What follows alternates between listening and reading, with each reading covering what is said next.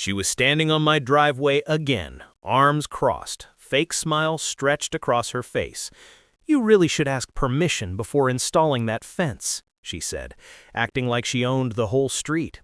I didn't even bother replying. It was my land, my driveway, and my cameras. Except, the next morning, when I checked the footage from last night, I noticed something strange.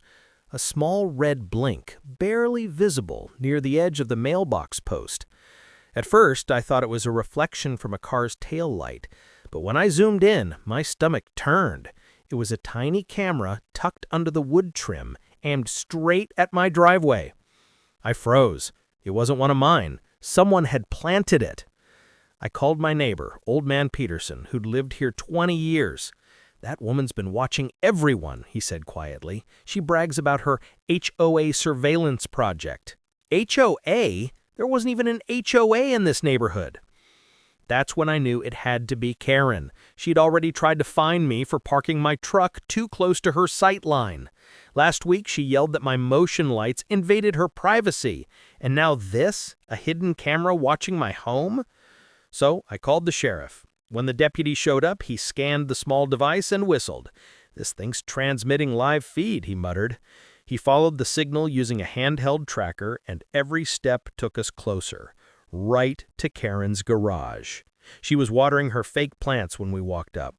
"Can I help you, officers?" she asked, voice sugar-coated but shaking slightly. The sheriff didn't answer. He lifted her garage door, and there it was. A full setup, monitor, cables, and a Wi-Fi router labeled Community Watch. Karen went pale. "That's not mine," she snapped. The sheriff gave her a long, hard stare. "Then you won't mind if we take it in for evidence?" Her lips trembled, eyes darting everywhere.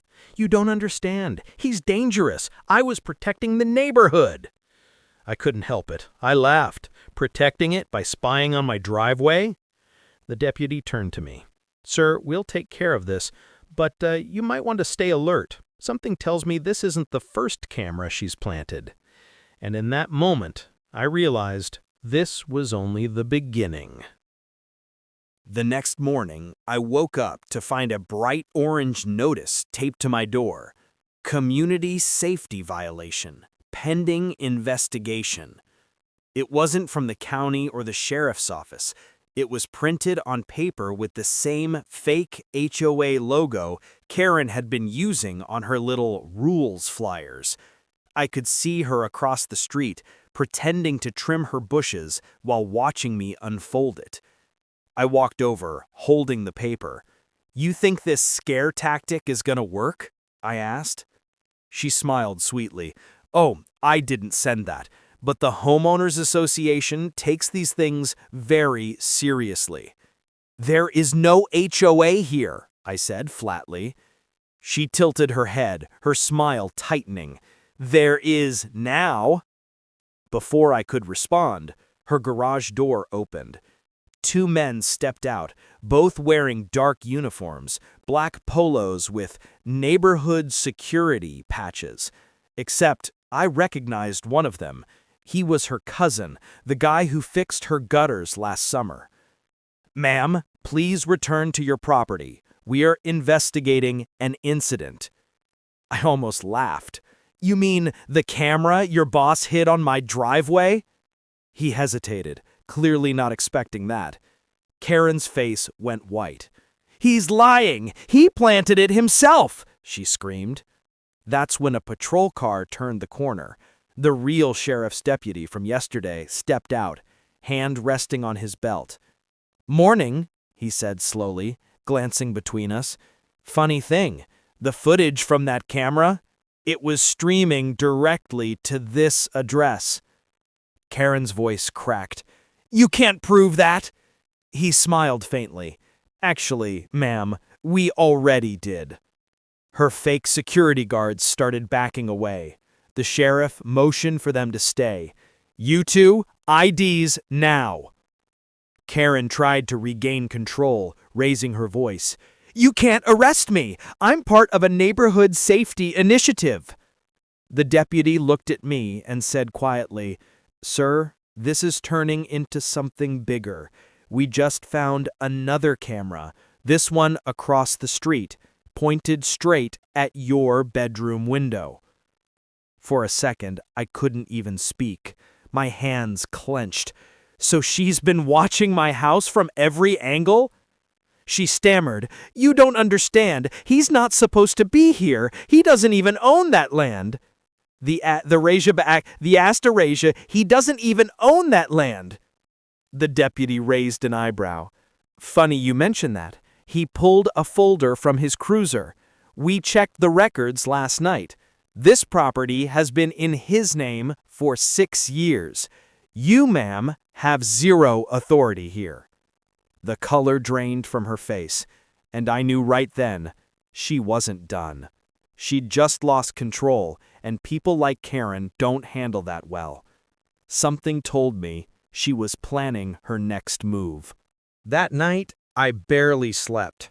Every time a car passed, I checked the window. My motion lights kept flicking on, once, twice, then again at 3 a.m. I finally stepped outside, flashlight in hand, just in time to hear a faint rustle behind my fence. I swung the light around and caught a glimpse of someone running. Blonde hair, pink robe, slippers. Karen. "Hey!" I shouted, jumping the steps. She vanished into the shadows between our yards. By the time I got there, the gate on her side was already swinging shut.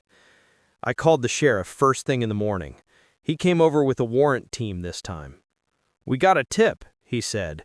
"That surveillance system in her garage, it wasn't just hooked to cameras. It's connected to a whole network." They knocked on her door. No answer. But her car was there. The deputy sighed and ordered them to breach. Inside, it looked like a control center. 3 monitors running live feeds, all pointed at houses in the neighborhood. Mine had its own dedicated screen. The tech officer leaned in and frowned. "This is bad. These feeds go to an online server, password protected. Someone's been logging in remotely." I asked, "So she's not the only one watching?" The sheriff gave me a grim look. "Could be a private group. Maybe she sold access." Karen finally appeared, storming out of her bedroom in pajamas. "You can't be in here," she shrieked. "You're violating my rights." "Your rights?" the sheriff snapped. "You've been filming families without consent. You wired half the neighborhood to your garage." Her eyes darted to me. "You did this. You set me up." I stepped closer, holding up my phone. "Actually, you did. I found the camera, I called the cops, and now—" I opened a live feed on my phone, the same one the sheriff's tech had decrypted. "This is your own channel, Karen. You've been broadcasting us all." She froze, realizing she was caught. The sheriff turned to her, voice cold. "Karen Myers, you're under arrest for illegal surveillance, invasion of privacy, and tampering with private property." She screamed, "You can't do this! I was protecting the neighborhood from him." I smiled faintly. "Karen, I think the neighborhood needs protection from you." As they cuffed her, the sheriff leaned in. "We'll have to dig into this more, but something tells me she wasn't working alone." I frowned. "What do you mean?" He pointed to the monitors. One of them flickered, showing a live feed of another camera. But this one wasn't in my driveway. It was across town, in front of the sheriff's own office. Someone else was watching all of us. The next few days were chaos. News vans started circling the neighborhood, reporters shouting questions from behind yellow tape. Every channel was running the story of the HOA spy neighbor. Karen's mugshot was everywhere, still wearing that smug smirk like she didn't do anything wrong. But what most people didn't know was that the case wasn't over. The sheriff called me in one morning. His tone was serious. "We traced that second feed," he said. "It didn't end at Karen's house. It led to a storage unit registered under her cousin's name, the same guy in the fake security uniform." I felt my chest tighten. "What was inside?" He exhaled. "More equipment, routers, hard drives, and a binder full of addresses." Yours was just one of dozens. It turned out Karen had been running a private community watch club for years, spying on homeowners, selling their private footage online to shady groups that tracked property values and personal data. She'd even bragged in emails about removing problem neighbors by filing fake HOA complaints. When the news broke, everything flipped. People who once waved politely at her house now crossed the street to avoid it. HOA Karen became a national meme. But behind all the noise, the real fallout hit her harder than any fine or arrest. A week later, I saw her being escorted back to her property, now under county supervision, to collect her belongings. She looked smaller, quieter, no trace of that arrogance left. She glanced at me once, eyes full of something I hadn't seen before. Fear. "You ruined everything," she muttered. I stepped closer. "No, Karen, you did that, when you thought you could control people." She turned away without a word, climbed into the sheriff's car, and disappeared down the street for good. After that, I replaced every light and camera system around my home, this time with proper encryption and motion alerts that notified the sheriff directly. The rest of the neighbors started doing the same. The whole block changed. Gates repaired, fences built, and people finally talking to each other instead of spying on one another. One evening, Peterson from next door stood beside me as the sunset hit the newly cleaned street. "Guess you cleaned out the rot, huh?"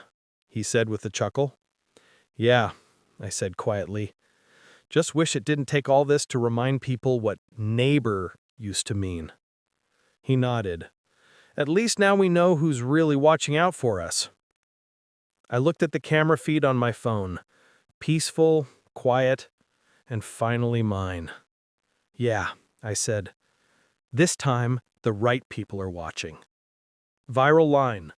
She thought spying gave her control, but all it did was show the world who she really was.